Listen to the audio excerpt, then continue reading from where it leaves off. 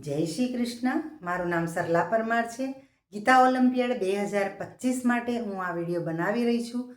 આજે 12મો અધ્યાય હું બોલીશ. 12મા અધ્યાયનું નામ છે ભક્તિ યોગ. ઓમ શ્રી પરમાત્મને નમઃ. શ્રીમદ્ ભગવદ્ ગીતા અથ દ્વાદશોऽધ્યાયः.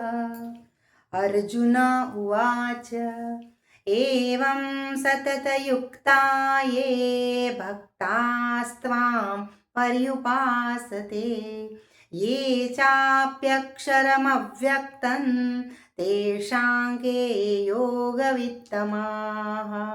श्रीभगवानुवाच मय्यावेश्य मनो ये मां नित्ययुक्ता उपासते श्रद्धया परयोपेतास्ते मे युक्ततमा मताः.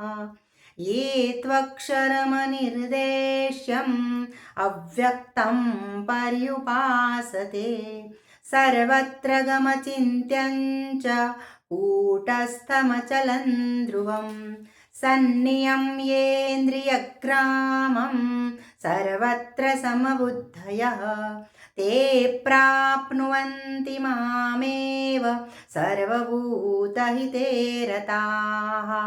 क्लेशोऽधिकतरस्तेषाम् अव्यक्तासक्तचेतसाम् अव्यक्ता हि गतिर्दुःखं देहवद्भिरवाप्यते. ये तु सर्वाणि कर्माणि मयि सन्न्यस्य मत्पराः अनन्येनैव योगेन मां ध्यायन्त उपासते तेषामहं समुद्धर्ता मृत्युसंसारसागरात् भवामि न चिरात् पार्थ मय्यावेशितचेतसां.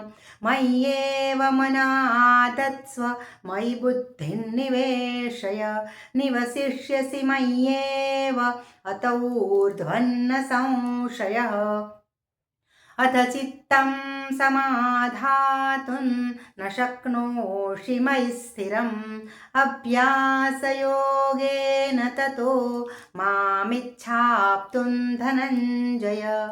अभ्यासेऽप्यसमर्थोऽसि मत्कर्म परमो भव मदर्थमपि कर्माणि कुर्वन् सिद्धिमवाप्स्यसि. अथैतदप्यशक्तोऽसि कर्तुं मद्योगमाश्रितः सर्वकर्मफलत्यागं ततः कुरु यतात्मवान्. श्रेयो हि ज्ञानमभ्यासात् ज्ञानाद्ध्यानं विशिष्यते ध्यानात् कर्मफलत्यागस्त्यागात् शान्तिरनन्तरम्. अद्वेष्टा सर्वभूतानां मैत्रः करुण एव च निर्ममो निरहङ्कारः समदुःखसुखक्षमी सन्तुष्टः सततं योगी यतात्मा दृढनिश्चयः. मय्यर्पितमनो बुद्धिर्यो मद्भक्तः स मे प्रियः. यस्मान्नो द्विजते लोको लोकान्नो द्विजते च यः. हर्षामर्षभयोद्वेगैर्मुक्तो यः स च मे प्रियः. अनपेक्षः शुचिर्दक्ष उदासीनो गतव्यतः सर्वारम्भपरित्यागी यो मद्भक्तः स मे प्रियः. यो न रुष्यति न द्वेष्टि न शोचति न काङ्क्षति शुभाशुभपरित्यागी भक्तिमान्यः स मे प्रियः. समशत्रौ च मित्रे च तथा मानापमानयोः शीतोष्णसुखदुःखेषु समः सङ्गविवर्जितः. तुल्यनिन्दास्तुतिर्मौनी सन्तुष्टो येन केनचित् अनिकेतस्थिरमतिर्भक्तिमान् मे प्रियो नरः। ये तु धर्म्यामृतमिदै यथोक्तं पर्युपासते श्रद्धाना मत्परमा भक्तास्तेतीव मे प्रिया।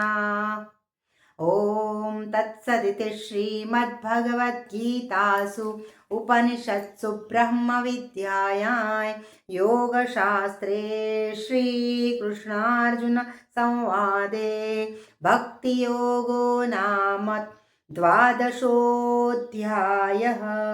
ॐ श्रीकृष्णार्पणमस्तु। जय श्री कृष्ण।